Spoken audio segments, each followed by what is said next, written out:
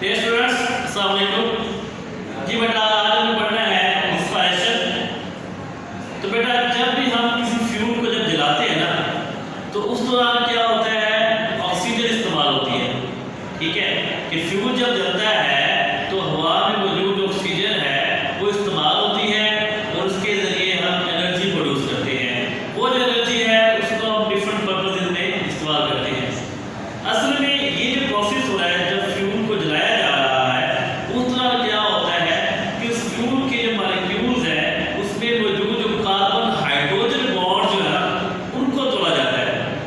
ठीक है, तो ये जो कार्बन हाइड्रोजन बॉन्ड्स की जो एनर्जी है ना, ये जब ये टूटते हैं तो वही एनर्जी रिलीज होती है। उस एनर्जी को हम इस्तेमाल करते हैं अपने डिफरेंट पर्पजेस के लिए, चाहे हम गाड़ी में इस्तेमाल करते हैं या घरों में खाना पकाने के लिए या हीट के लिए इस्तेमाल करते हैं। सेम इसी तरह ये प्रोसेस एनर्जी वाला जानदारों के अंदर भी होता है। ठीक है, कि जानदार क्या करते हैं, अपने जो फूड के मॉलिक्यूल्स हैं उनमें मौजूद जो कार्बन हाइड्रोजन बॉन्ड्स हैं उनको तोड़ते हैं। ठीक है, वो जब कार्बन हाइड्रोजन बॉन्ड जब टूटेंगे तो उसमें मौजूद जो एनर्जी है उसको वो जानदार इस्तेमाल करते हैं अपनी बॉडी एक्टिविटीज़ के लिए, ग्रोथ के लिए। ठीक है, इससे हीट हासिल करने के लिए या डिफरेंट पर्पजेस के लिए। ठीक है बेटा, तो वो जो फ्यूल है जो जानदारों के अंदर इस्तेमाल होता है एनर्जी को प्रोड्यूस करने के लिए, वो है ग्लूकोज के मॉलिक्यूल। मेनली क्या है, ग्लूकोज के मॉलिक्यूल है। तो ग्लूकोज के मॉलिक्यूल के अंदर जो कार्बन हाइड्रोजन बॉन्ड है उसको तोड़ा जाता है और उससे एनर्जी हासिल करते हैं। ठीक है, इसी इसकी डेफिनेशन है। रिस्पायरेशन की डेफिनेशन क्या है, during this process carbon hydrogen bonds are broken by oxidation reduction reactions and so carbon dioxide and water are also produced।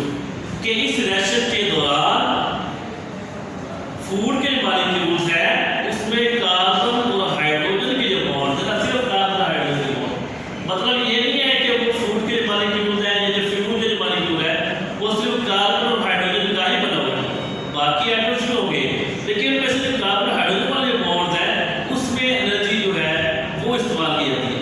ठीक है, तो इस दौरान एनर्जी के साथ साथ जो बाई प्रोडक्ट मिलती है वो है कार्बन डाइऑक्साइड। ठीक है बेटा, और इसके साथ साथ वाटर प्रोड्यूस होता है।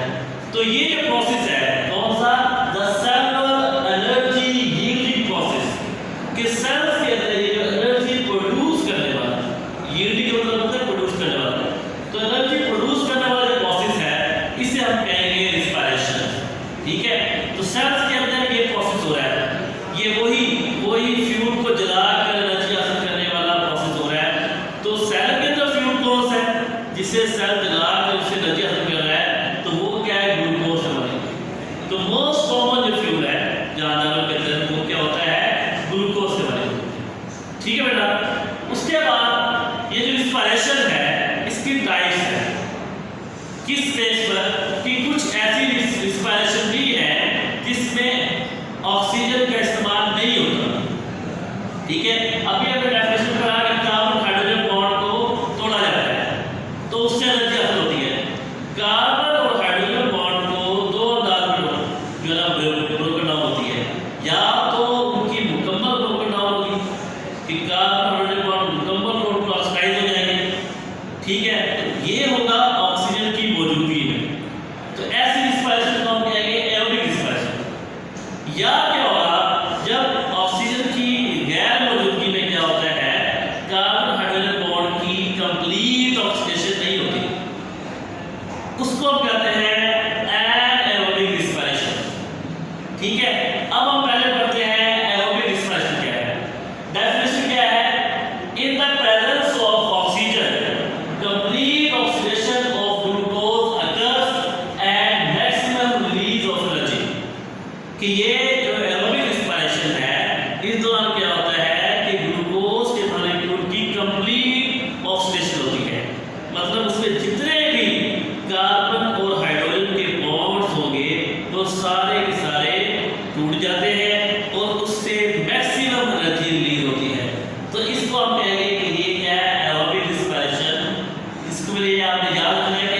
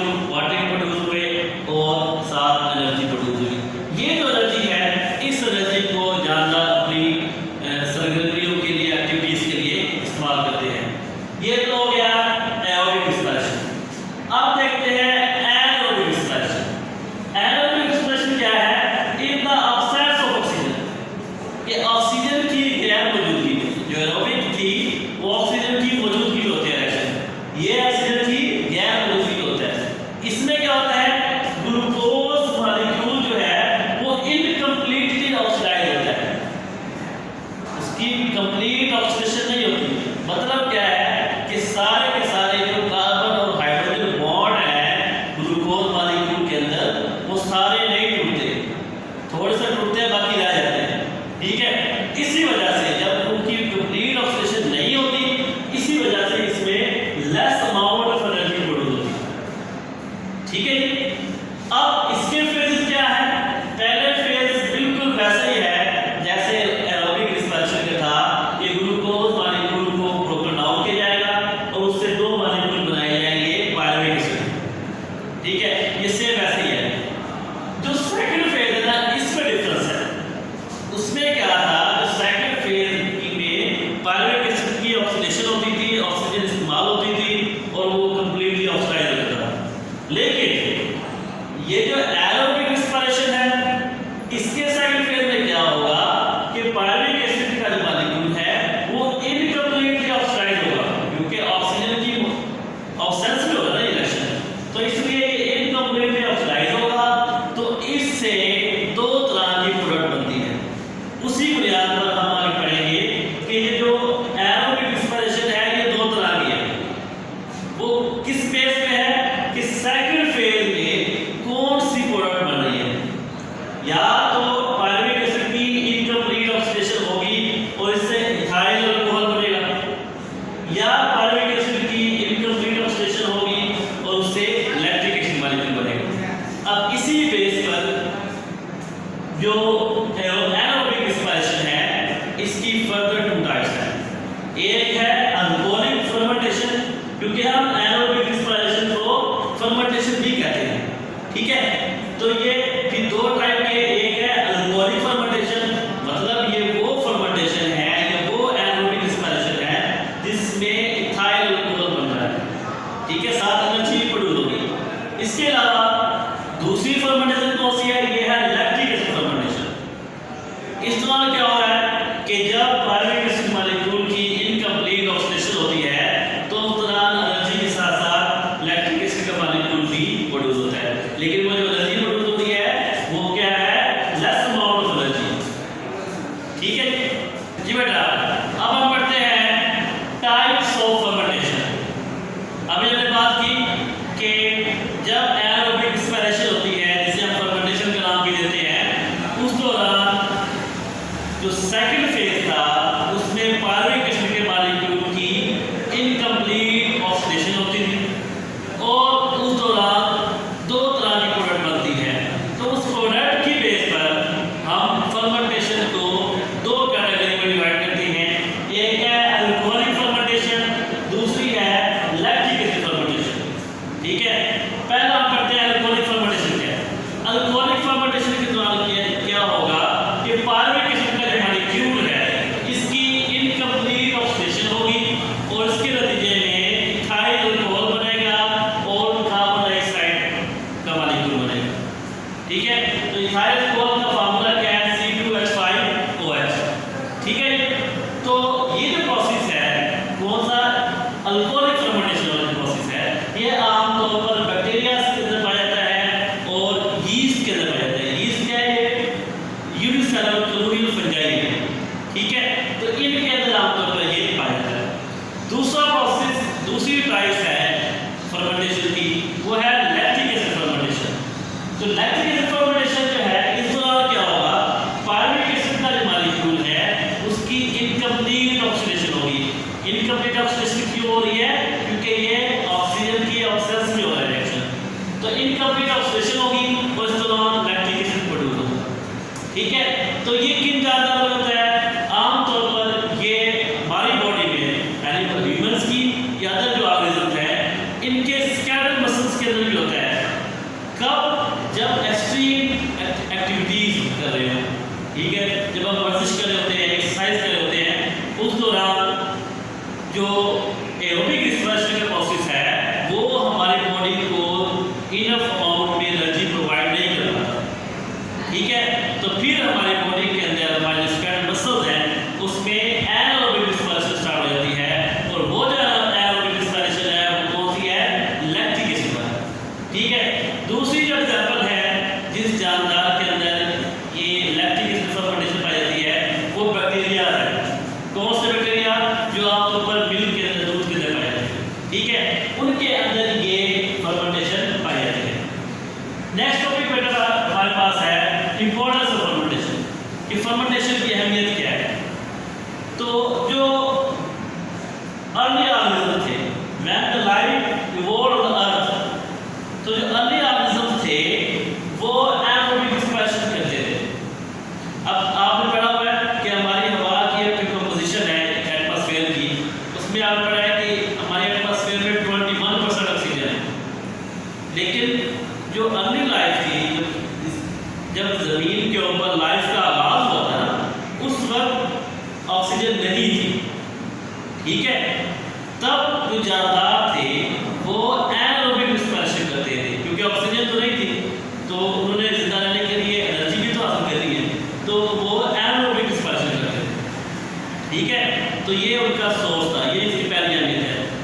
इवन हत्ता कि आज तो हमारे एटमॉस्फेयर में 21% ऑक्सीजन मौजूद है ना, लेकिन इसके बावजूद बहुत सारे जानदार हैं, इसमें कुछ फंजाई है और बैक्टीरिया हैं, वो एनारोबिक रिस्पिरेशन करते हैं, ठीक है। उन जानदारों को कहते हैं एनारोब्स। एनारोब्स कौन से हैं? ये वो जानदार है जिसकी एग्जांपल मैंने आपको बताई है, बैक्टीरिया और फंजाई, सब बैक्टीरिया और फंजाई, ठीक है। ये क्या करते हैं? ये एनारोबिक रिस्पिरेशन के जरिए अपने एनर्जी हासिल करते हैं, इनको हम कहेंगे एनारोब्स, ओके। दूसरी इंपॉर्टेंस क्या है? ये वही वाली जब भी हमने पढ़ी कि हमारे स्केलेटल मसल जो हैं, वो जब हम एक्सट्रीम एक्सरसाइज कर रहे हो या एक्सट्रीम एक्टिविटीज कर रहे हो, तो उस दौरान हमारे स्केलेटल मसल्स में एनारोबिक रिस्पिरेशन होती है, और उस दौरान जो है वही ग्लूकोज के मॉलिक्यूल की इनकम्प्लीट ऑक्सीडेशन होगी, और उससे हम क्या करेंगे? एनर्जी हासिल करेंगे, ठीक है। ये हमारे पास दूसरा पॉइंट आ गया। तीसरा पॉइंट और बाकी जो पॉइंट है ये हम ये पढ़ेंगे कि साइंटिस्ट जो है ना, वो जो एनारोब्स ऑर्गेनिज्म है ना, उनकी फर्मेंटिंग एबिलिटी को यूज करते हैं डिफरेंट डिस्ट्रिक्ट में, और उससे प्रोडक्ट्स बनाते हैं। मिसाल के तौर पर पहला आप देख रहे हैं कि बैक्टीरिया की जो फर्मेंटिंग एबिलिटीज है, इसको यूज किया जाता है, और उससे हम बनाते हैं चीज और योगर्ट, ठीक है। दूसरी एग्जांपल यहाँ इसी में जो आती है वो है यीस्ट की, कि साइंटिस्ट जो है वो यीस्ट की फर्मेंटिंग एबिलिटी को यूज करते हैं, और उसको इस्तेमाल करते हैं ब्रीडिंग इंडस्ट्री में और बेकिंग इंडस्ट्री में। बेकिंग के जो प्रोडक्ट्स है उसको बनाने में इस्तेमाल करते हैं, उनको फर्मेंटेशन लाने के लिए, ठीक है। इसी तरह लास्ट एग्जांपल क्या है कि एक फंगस है जिसका नाम है अस्परजिलस, उसको इस्तेमाल किया गया है, उसकी जो फर्मेंटिंग एबिलिटीज है उसको इस्तेमाल किया गया है, और उससे बनाया जाता है सोया सॉस, ठीक है। तो ये तो थी इसकी इंपॉर्टेंस, जो आपने ये 5 पॉइंट शक्ल में पढ़ी है, ठीक है।